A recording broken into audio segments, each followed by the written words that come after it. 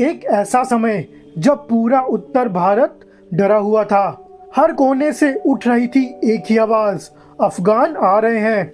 लोग अपने घर छोड़कर भाग रहे थे, मंदिर जलाए जा रहे थे, गुरुद्वारों में तलवारें लहराई जा रही थी। पर तभी एक नौजवान उठा, उसकी आंखों में आग थी और दिल में इंकलाब। उसे न तख्त चाहिए था न ताज, उसका सपना सिर्फ एक था, अपने मुल्क को आजाद देखना। नाम था महाराजा रणजीत सिंह और उसकी बगावत इतिहास का सबसे बड़ा विद्रोह थी। 18वीं सदी के आखिर में पंजाब का इलाका तबाही की कगार पर था। अफगानी आक्रमणकारी बार बार भारत पर चढ़ाई कर रहे थे। औरंगजेब के बाद दिल्ली कमजोर हो गई थी, मुगलों का शासन बिखर चुका था, लोग बेसहारा थे, गुरुद्वारे जला दिए गए, गांवों में लाशें बिछी थी। इन्हीं अंधेरे दिनों में एक छोटे से गांव गुजरावाला में जन्म हुआ एक ऐसे बालक का जिसे कोई नहीं जानता था, लेकिन एक दिन पूरा भारत उसी के नाम से गर्व करेगा। क्या आप सोच सकते हैं कि 12 साल की उम्र में कोई लड़का युद्ध में दुश्मनों को हरा दे? जब रंजीत सिर्फ 10 साल के थे, उनके पिता का देहांत हो गया। अब सत्ता और जिम्मेदारी रंजीत के कंधों पर थी। 14 साल की उम्र में उन्होंने अपना पहला युद्ध लड़ा और अफगान लुटेरों को खदेड़ दिया। इस जीत ने उन्हें शेरे पंजाब की राह पर डाल दिया।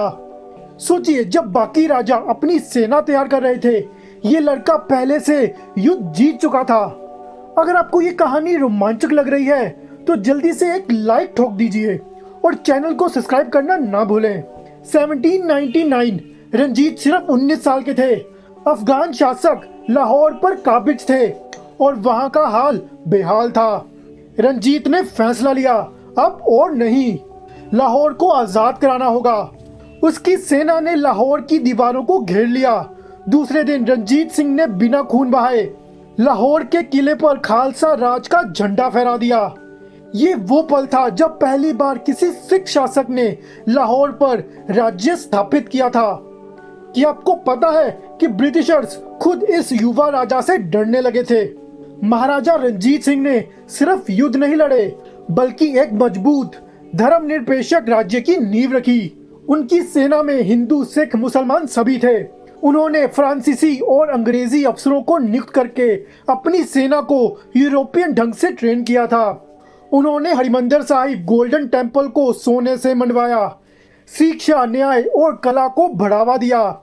लेकिन क्या आप जानते हैं कि उनके सबसे करीबी अफसर ने एक दिन उनके खिलाफ साजिश की थी? जब कोई राजा ऊंचाई पर होता है तो दुश्मन सिर्फ बाहर नहीं होते, अंदर भी होते हैं। रंजीत सिंह के ही एक विश्वासी सेनापति ने ब्रिटिश से गुप्त पत्र व्यवहार शुरू कर दिया, पर महाराजा को इसकी भनक लग गई। उन्होंने उसे दरबार में बुलाया और सिर्फ एक सवाल पूछा, क्या जिंदगी इतनी सस्ती है कि तुम इसे गैरों के हाथ बेच दोगे? वो अफसर गिड़गिड़ा उठा और फिर जिंदगी भर रंजीत सिंह का वफादार रहा। सोचिए, एक ऐसा राजा जो माफ भी करता था लेकिन कमजोरी नहीं दिखाता था। जब पूरा भारत अंग्रेजों के आगे झुक रहा था, एक अकेला राजा ऐसा था जो बराबरी से बात करता था।